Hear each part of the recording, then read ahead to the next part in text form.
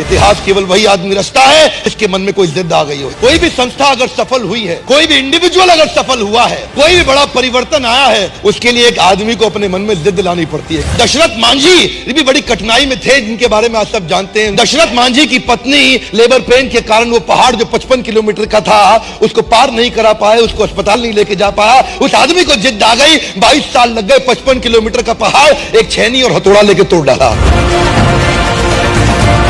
एक source motivation का होता है बिलीफ सिस्टम। बिलीफ सिस्टम ये वो ताकत है आदमी को कुछ भी करने को तैयार कर देती है। आप जानते हैं मंडेला 27 साल जेल में पड़े रहे, कोई प्रॉफिट नहीं, इंसेंटिव नहीं, बिलीफ सिस्टम बड़ा पावरफुल था।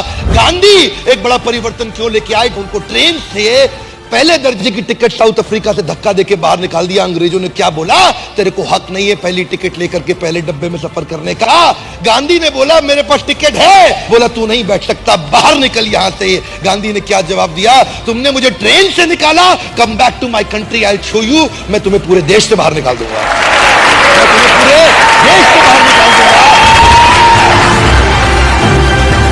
एक आदमी कभी भी इतिहास रचता है किसी जिद के कारण, एक बिलीफ सिस्टम के कारण। यह बिलीफ सिस्टम कमजोर भी हो सकता है, मजबूत भी हो सकता है। यह बिलीफ सिस्टम ऑर्डिनरी भी हो सकता है, एक्स्ट्रा ऑर्डिनरी भी हो सकता है। मेरी कौम जो बचपन से बहुत तकलीफों के साथ रही, एक लड़के को उसने नॉर्थ ईस्ट के एशियन गेम जीतते हुए देख लिया, उस दिन उसको जिद आ गई कि मैं खुद अपने स्टेट का नाम करूंगी। उस दिन उसको जिद आ गई, बहुत बड़ी हो चुकी थी, आज तक कभी बॉक्सिंग नहीं करी, लेकिन उसने कमाल कर दिया। लोग जब भी कमाल करते हैं किसी जिद के कारण करते हैं। ऑर्डिनरी मेंटालिटी के लोग ऑर्डिनरी जीवन बिता करके मर करके चले जाते हैं संसार से, उनको कोई नहीं पूछता। केवल एक्स्ट्राऑर्डिनरी आदमी कर सकता है कोई काम।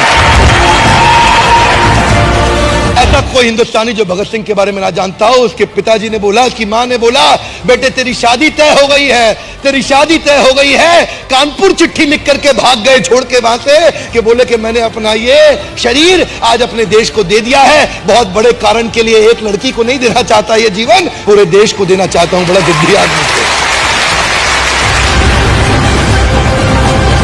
आज एक जिद्दी आदमी ही कोई बहुत बड़ा काम कर सकता है। उसके लिए चाहिए बिलीफ सिस्टम। जानते हैं कोई भी व्यक्ति आप देख लीजिए, चाहे लिंकन हो या गांधी हो या टेरेसा हो या बच्चन हो या मंडेला हो या कोई भी हो, हर आदमी के जीवन में बड़ा संघर्ष था, पर उसने एक काम किया, bounce back. If you don't help you to help yourself, nobody in the world can help you to help yourself.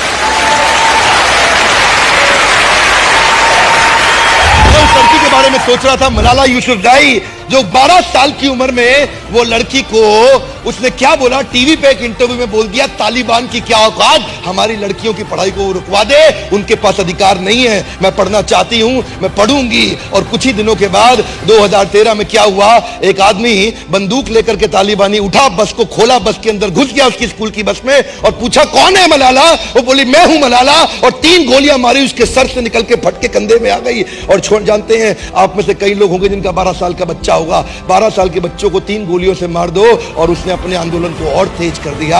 Nobel peace prize, दुनिया का सबसे बड़ा अवार्ड उसको मिला, उसी लड़की को, इतनी छोटी उम्र के अंदर। एक व्यक्ति इतिहास तभी रचता है जब वो जिद्दी हो जाता है। जिद को बड़ा करना चाहिए, अपनी जिद को बड़ा करो, अपनी जिद को पालो।